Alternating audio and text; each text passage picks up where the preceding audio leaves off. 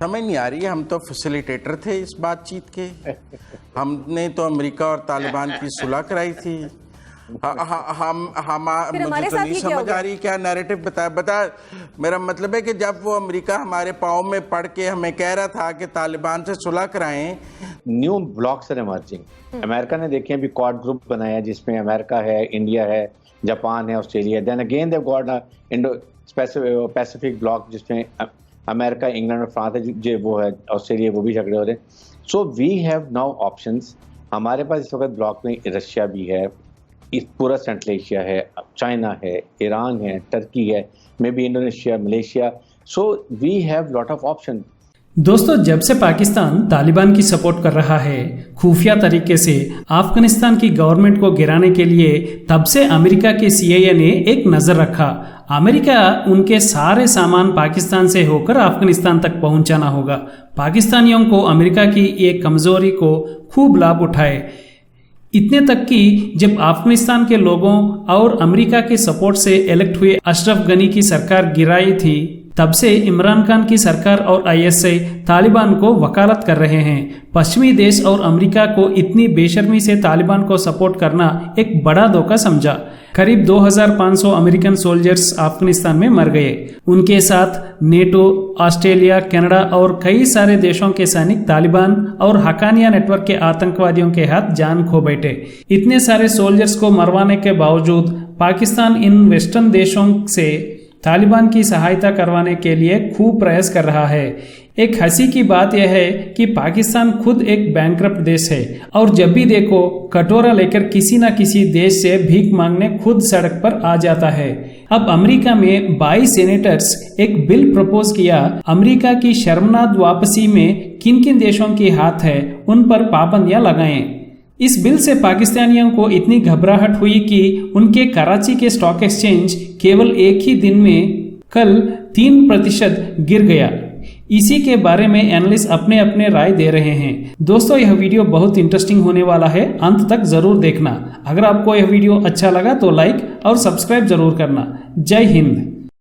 Problem यह है कि they don't want to see Pakistan becoming a economically prosper country. ठीक, मुजम्मिल साहब, आपके ख्याल में? समझ नहीं आ रही है। हम तो फैसिलिटेटर थे इस बातचीत के। हमने तो अमेरिका और तालिबान की सुलह कराई थी। मुझे तो नहीं समझ आ रही क्या नैरेटिव बता। मेरा मतलब है कि जब वो अमेरिका हमारे पाँव में पड़ के हमें कह रहा था कि तालिबान से सुलह कराएं, तो हमने अमेरिका से एज अ न्यूक्लियर और एज अ सोवरन और एज अ पावरफुल स्टेट ये बात भी ना की कि अगर हम आपका ये काम करेंगे तो आप आइंदा हमारे साथ ऐसे नहीं करेंगे।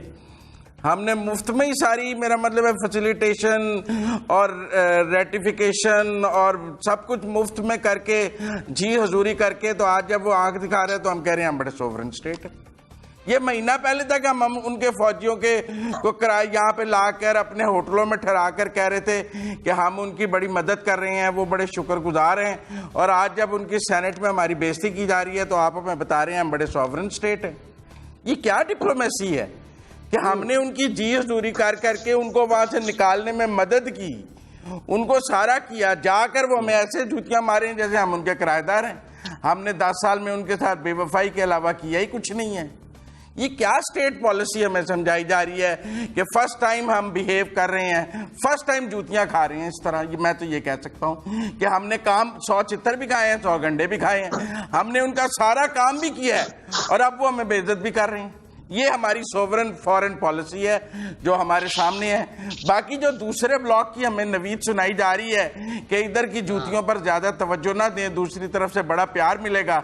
20 महीने से पाकिस्तान के प्राइम मिनिस्टर और चाइनीज प्रेसिडेंट की कोई बातचीत ही नहीं है, कोई बातचीत ही नहीं है। इतना बड़ा अफगानिस्तान का सारा कुछ हुआ है, चाइना के प्रेसिडेंट ने पाकिस्तान के प्राइम मिनिस्टर से बात करने की जरूरत ही नहीं की। चलो जी, अमेरिका का प्रेसिडेंट नहीं करता, चाइनीज तो कर लेता। हम कह रहे हैं हमने बड़ा आज हमें कह रहे हैं हमने कोरोना की वजह से CPEC का बड़ा नुकसान कर दिया। भाई ये क्या बात हुई, आज हमें याद आ गया है। वो कह रहे हैं ताजिकिस्तान वालों ने सारे अमर साले वगैरह को पनाह दे दिया, आप कह रहे हैं हमारी सेंट्रल एशिया से सुलह होने जा रही है। वो तालिबान के सहारे एंटी तालिबान को वो पनाह दे रहे हैं, वो सारे वहां बैठे हैं, वो अशरफ गनी भी थ्रू ताजिकिस्तान भागा है। सब ने कहा कि ताजिकिस्तान के प्रेसिडेंट ने जब इमरान खान से मिले उन्होंने बड़ी रिजर्वेशन शो की, फिर खान साहब ने उन्हें समझाने की कोशिश की, जैसे CNN और दूसरे इंटरव्यूज में अमरीकियों को समझाने की कोशिश की। ना ताजिकिस्तान के सदर को समझ आई ना अमरीकियों को समझ आई। ठीक, यानी जो मैं कंक्लूड कर पाई हूं आपकी बातों की सीधी दिखा के खबी मारी है, यही हुआ है।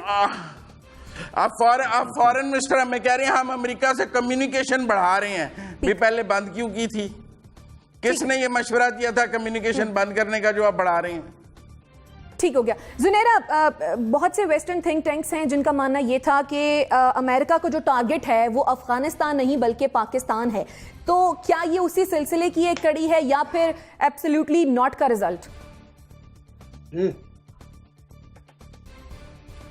नोट किया था।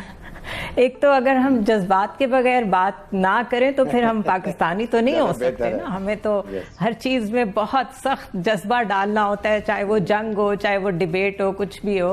लेकिन थोड़ा सा अगर मैं रैशनली चीज़ों को देखूं तो इस वक्त बाइडन की जो फॉलोइंग है और जो उनकी रेटिंग है, अप्रूवल रेटिंग है, it is down by 43% and Kamala Harris 49%। और डिस्कशंस ये हो रही हैं कि क्या 2.5 years मिड टर्म के करीब जाके कोई ऐसी सूरत हाल हो सकती है कि बाइडन स्टेप डाउन करें because he has not handled Afghanistan debacle जिस तरीके से होना चाहिए था, जिस तरीके से अमरीकी समझते हैं होना चाहिए था। और कैमला हैरिस भी अगर स्टेप इन करती हैं तो she is also a shadow of Biden. तो एक तरह का वहाँ थोड़ा सा पॉलिटिकल केओस है, बहुत ज़्यादा है। बल्कि अगर उनके कांग्रेस में देखें तो 50-50 की डिवीजन है, 50 रिपब्लिकन्स हैं और 50 ही डेमोक्रेट्स हैं। अगर किसी बिल के ऊपर उनको मेजॉरिटी चाहिए तो अगर वो 50-50 पे बाउंड हो जाता है तो फिर Kamala Harris is going to be 1% जो अपना वोट कास्ट करके उसको डिसाइसिव लेवल पे लेके जाएंगी। दूसरा, ये जो 57 पेजेस का बिल है, it is more of an introspection for US itself. For example, they are back to square one. वो कह रहे हैं कि इतनी जल्दी उन्होंने क्वेश्चंस रेज किए हैं। उन्होंने कहा इतनी जल्दी वहां पे इलेक्टेड गवर्नमेंट कोलैप्स कैसे कर गई, ड्रग्स कार्टेलिंग वापस कैसे आ गई, ह्यूमन राइट्स इतनी जल्दी रिवर्स कैसे हो गए, इवैक्यूएशन अभी तक कंप्लीट क्यों नहीं हुई यूएस की, अमेरिकन सिटीजन्स की। 6-7 साल से 60% का इलाका तालिबान के पास पहले ही था। और अगर आपकी मर्जी की शिकों पे साइन नहीं हो रहे थे तो आपने दोहा एकॉर्ड साइन क्यों किया था? So it is a mockery of actually the United states system itself. ये उनके अंदर बहस छिड़ गई है। पाकिस्तान का नाम तो हॉलीवुड का कोई मसला हो, किसी की शादी किसी से गलत हो गई हो, किसी की तलाक अमेरिका में किसी से गलत हो गई हो, आना ही होता है। I am sorry to say that. तो इसलिए इसको डिफरेंट तरीके से देखें, इसको रैशनली देखें। बट आई मस्ट से कि हमारे लोगों को, हमारे गवर्नमेंट को ट्विटर्स पे, इंटरव्यूज में बहुत ज्यादा चेस्ट थम्पिंग करने की जरूरत नहीं है।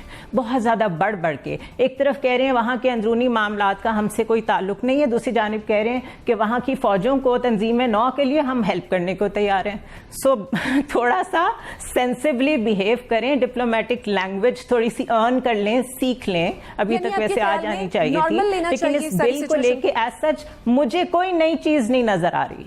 ठीक हो गया। ठीक है, मेरे कहने का मतलब ये है कि फिर इस बिल को नॉर्मल लेना चाहिए। This is what you mean? नहीं, this is not something new to me because Pakistan को इकोनॉमिकली ऑलरेडी उन्होंने स्ट्रैंगुलेट किया हुआ है, आइसोलेट भी किया हुआ है, तो what is new in it? ठीक है, अमीर अब्बास, जो अमेरिका में माहौल, we must remain engage with USA, we must tell them कि हमने क्या नुकसान उठाया है। $150 बिलियन का हमने लॉस किया है। हमने वहां पर अपने 80,000 लोग सिविलियन शहीद किए हुए हैं। हमें 3 मिलियन हमने रिफ्यूजीज लिए हुए हैं। हमें अमेरिकन इंडियन ने क्या प्रॉब्लम की हैं। We have really suffered a lot in terrorism.